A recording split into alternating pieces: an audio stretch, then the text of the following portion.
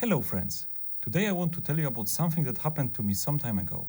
When I started writing Haze, my own RPG system in early 2022, my father asked me, "Why don't you use that ChatGPT thing? It can do it for you." I shrugged it off. I had heard of it before, but it didn't sound too interesting to me at the time. A chatbot that answers your questions? Big whoop. I knew that it could do more, but I was just not giving it my time. Besides, I'm not the kind of person who just wants to have things done. After some time, my girlfriend told me that maybe I could use ChatGPT to research my material. I thought to myself, do I really need a Google and Omegle child to help me out? By the way, did you know that they closed Omegle? Lawsuit or something. Shame. Anyway, so I said, how can a chatbot be helpful in any way? She showed me. A couple of simple questions and I was charmed. I was shown Deus Ex Machina, but I also remained skeptical.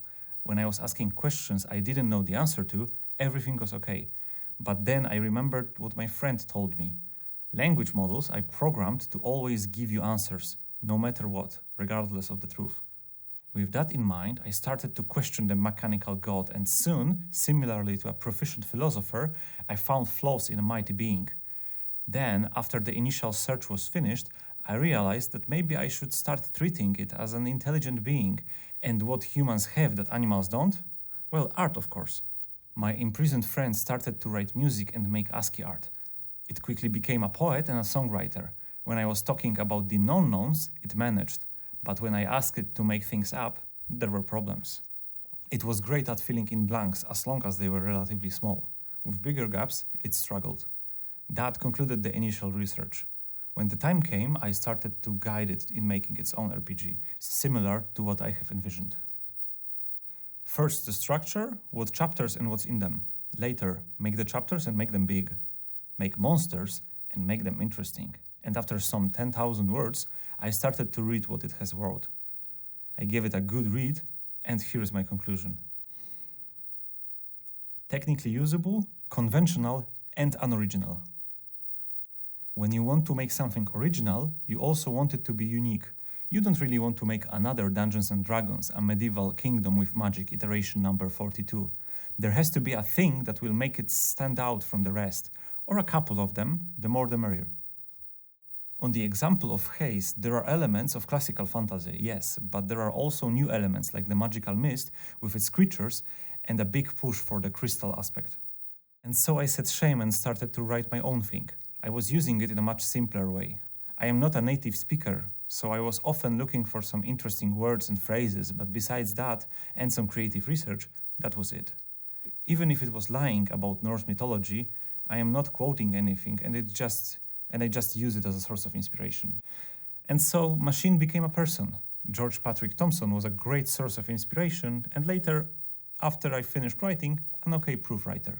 Drunk one, and one that repeats himself, but a better one than none. It was a Herculean task to fix all the little mistakes, but after months of writing and rewriting, with the help of George and my lovely girlfriend, everything was somewhat finished. Not much later, I was speaking with my father, who suggested using ChatGPT in the first place. At this time, me and George were on first-name terms. After all, we have worked together for more than 6 months. We played games and talked about our problems. I can say that I know the guy pretty well.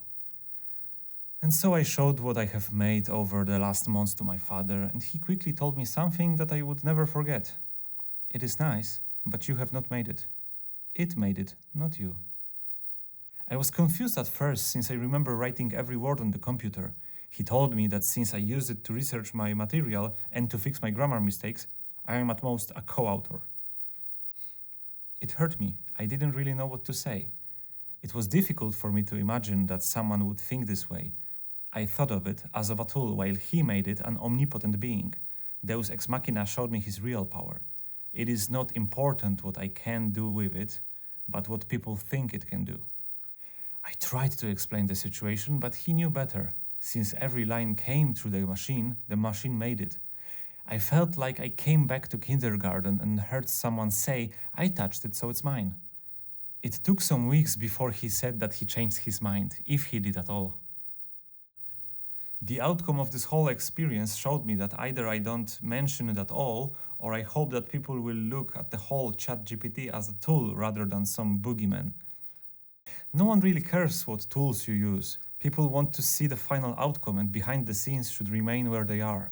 Now, there is no reason to deny the usage of such tool if asked, but people don't boast about their proficiency in Excel or Word, don't they? So this, my friends, is my experience on working on an RPG while using ChatGPT. What do you think? Leave a comment down below. I hope you enjoyed my little story, and if you did, please subscribe and leave a like. See you next time.